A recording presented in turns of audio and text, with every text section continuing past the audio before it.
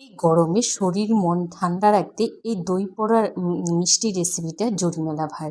ছোট্ট ভিডিও শুরু থেকে শেষ পর্যন্ত আমার সাথেই থাকো। যারা চ্যানেলে নতুন আছো প্লিজ চ্যানেলটা সাবস্ক্রাইব করে পাশে থাকা বেল আইকনে ক্লিক করে দিও। এখানে নিয়েছি আমি 600 গ্রাম টক দই। অবশ্যই কিন্তু টক দইটা নেবে। তারপরে দিয়েছি 300 গ্রাম চিনি। মিষ্টিটা তোমরা তোমাদের পছন্দ মতো দেবে, তবে এটা না একটু টক মিষ্টি খেতে বেশি ভালো লাগে। তারপরে ওর মধ্যে সামান্য একটু দিয়েছি নুন। এবার এই টক দইটাকে বেশ ভালো করে ফেটিয়ে নেব। আর এই মেশিনটা দেখতেই পাচ্ছ, এটা আমার অনলাইনে কেনা, ভীষণ কাজের এই মেশিনটা। তারপরে দেখো দুটো দিয়েছি আমি ডিম।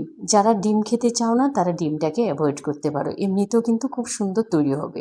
আবারও ডিমটা দিয়ে ভালো করে ফেটিয়ে নিয়েছি। এই মেশিনটা হলো বলে না ঘন্টেকা কাজ মিন্টো মে হয়ে যায়, তো সেটাই হলো এটা।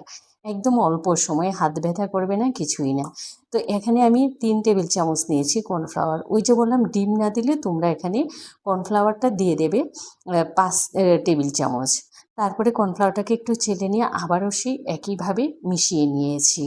মিশিয়ে নেওয়ার পর দেখো পারফেক্টভাবে কিন্তু তৈরি হয়ে গেছে। এবার এটাকে একপাশে রেখে দেবো। যেই মোল্ডে আমি তৈরি করবো, তো একটা এখানে কেকের মোল্ড নিয়েছি, তোমরা যে কোনো বাটিতে তৈরি করে নিতে পারো। তারপরে দিয়েছি তেল। তেল দিয়ে ব্রাশ করে নেব।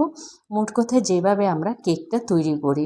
তারপরে আমি একটা বাটার পেপার দিয়েছি। তোমাদের কাছে যে কোনো কাগজ থাকলে লেখার, কিন্তু সাদা কাগজটা দেবে।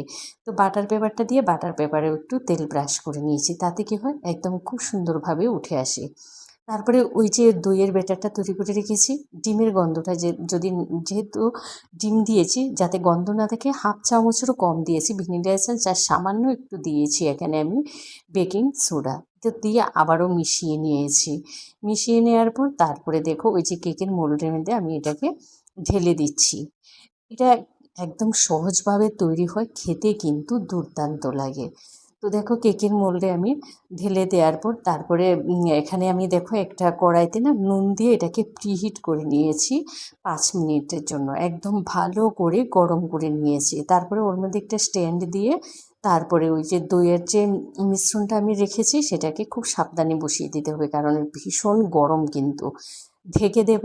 ঢেকে দিয়ে একদম ঘড়ি ধরে আমি 50 মিনিট বেক করে নিয়েছি। তাহলে একদম পারফেক্টভাবে তৈরি হয়, মাঝখানে কিন্তু আর একদমই তুলবে না। তো 50 মিনিট পর ফিরে এসেছি, দেখো খুব সুন্দরভাবে তৈরি হয়ে গেছে আর একদম ফুলে উঠেছে।